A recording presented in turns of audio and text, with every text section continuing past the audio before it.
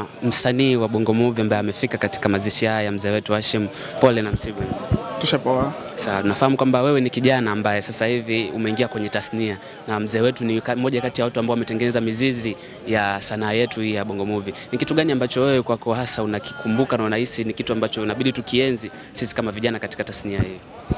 Kitu ambacho nakikumbuka kutoka kwa mzee wangu ni nidhamu, licha ya ukubwa wake wa jina, ukubwa wake wa umri, lakini ilikuwa ni kwamba inapokuja kwenye swala la kazi, hata nje ya kazi, ni mtu mwenye nidhamu sana, na hisi ndio kitu ambacho vijana wa sasa hivi tunakimisi. Kwa hiyo hicho ni kitu nitakikumbuka sana na nimejifunza mengi sana kupitia yeye, na si rahisi kuamini kama ndo tayari tena tushamzika.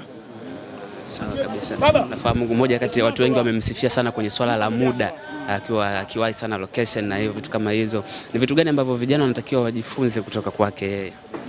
Ndio tunarudi pale pale kwenye nidhamu. Kama unaweza kutimiza muda, ina maana una nidhamu ya muda.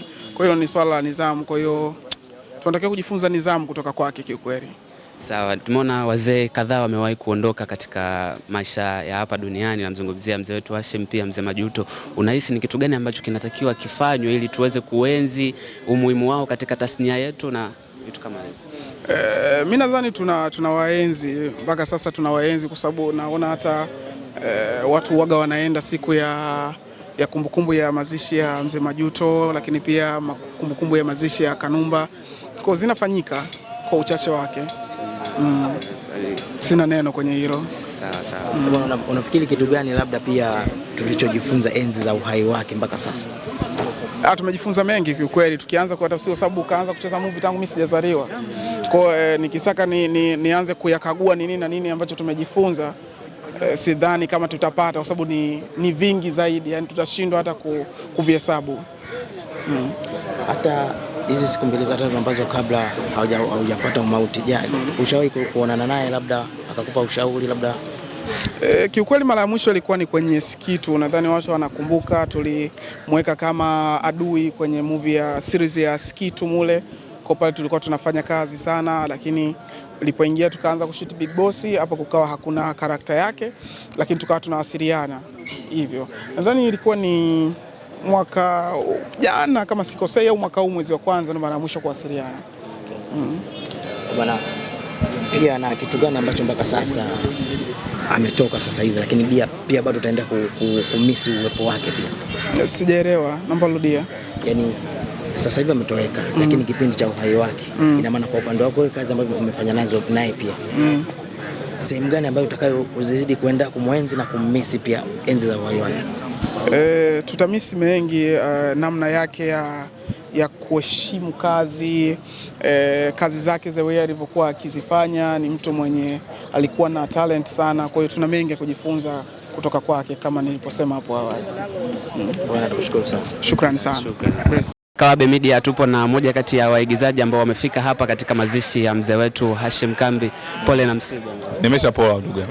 Nafahamu kwamba wewe ndo mtu wa kwanza kutupatia taarifa hii ya msiba huu. Wewe ulipokea vipi taarifa hii? Hamna mtu ambaye anazoea msiba na hamna mtu anayepokea kwa furaha kwa msiba. Yaani msiba unakuja na mtu uliyemzoea lazima ikuumize. Kwa hiyo ni namna gani imeniumiza ndio itifaki. Kwa hiyo sikupokea kwa furaha, ni kitu ambacho kimeniumiza kwa sababu ni mtu ambaye nimeishi naye. Nafahamu kwamba ni mzee ambaye alikuwa pia kwenye tasnia ambayo pia wewe upo. Ni kitu gani ambacho alikuwa mzee anakifanya wewe ulikuwa ni kama kinakutia juhudi pia wewe kwenye kazi zako na kiwa kinakuhamasisha wewe pia kwenye kazi zako? Alikuwa anafanya ule umoja na kuishi na kila mtu, ndio kitu ambacho mimi nitajifunza na kuyaenzi hayo matendo dhidi yake. Sawa kabisa. Neno moja ambalo vijana wengi ambao walikuwa hawafahamu kuhusu yeye wanatamani kuingia pia kwenye tasnia na unatamani kuwafikishia badala yake yeye kwa watu wengine? Waheshimu tu kila mtu, wamheshimu, na nidhamu ni kitu bora zaidi, kwa sababu kuna eneo ambalo nidhamu inaweza kufikisha kuliko juhudi. Ndio iko tu ndugu yangu. Sawa mzee, shukrani sana. Lakini yote kwa yote Hashim Kambi alikuwa anajituma sana kwenye muda. Yaani mtu yote aliyofanya kazi na Hashim Kambi kuna swala time, hautojutia. Ukimwambia saa 2 amefika saa 2. Kwa ni mtu ambaye nimeishi naye vizuri kwa muda mrefu, na kuna series ambayo nishafanya naye Kenya karibu mwaka mzima nafanya kazi. Kwa ni mtu namjua vizuri, najua utendaji kwa kazi. anavyoheshimu kazi na kuipenda. Na hata Mungu alipomchukua alikuwa kazini. Mambo vipi? Na Mungu alimchukua akiwa kazini. Alikuwa anafanya sauti, ana record, then akapata pressure ndo Mungu akamchukua. Kwa hiyo ni mtu ambaye tupoleza jembe. Nafahamu mzee wetu ni mtu ambaye ameanza tasnia toka zamani, ni watu ambao wametengeza mizizi ya tasnia yetu. Unahisi ni kitu gani cha thamani ambacho amekiweka kwenye tasnia ambayo hata vijana wengine wanaweza wakapita kwenye kitu alichokuwa anafanya yeye? Kuipenda kazi yako. Hashim Kambi alikuwa anaipenda kazi yake, alikuwa anaiheshimu kazi yake, lakini vile vile mimi nasisitiza sana kwenye muda. Wasanii wengi ambao tupo nao sasa na baadhi ya wasanii wa zamani hawajali muda. Tuna shida sana kwenye muda. Mimi na produce movie kila siku, series kila siku, na jua changamoto ya muda. Hashim Kambi ni miongoni mwa wasanii ambao walikuwa wanajali muda, wanaipenda kazi yao, lakini pia wanaifanya kwa moyo mmoja. Na kitu akiwezekani anakuambia akiwezekani, kinawezekana anakuambia kinawezekana. Na ni mkweli sana, yupo very open. Bwana, na kazi yako, umeipa kazi yako, lakini na kazi ya mtu fulani. Umkute Hashim Kambi achukue kazi kwa pamoja, agonganishe mara wewe huko, atamaliza kazi, atafanya ina, na kama na kazi nyingine anakuambia.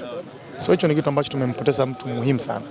Yes. Ni tukio gani ambalo ni la thamani sana kwako wewe, ambayo kila mara hata baada ya kupata taarifa hili lilikujia kichwani kwako na litaendelea kubaki kuwa kumbukumbu kwako kutoka kwa mzee wetu? Kwanza ni mshauri wangu. Mimi amenishauri vitu vingi sana. Nakumbuka tukio ambalo siwezi kulisahau.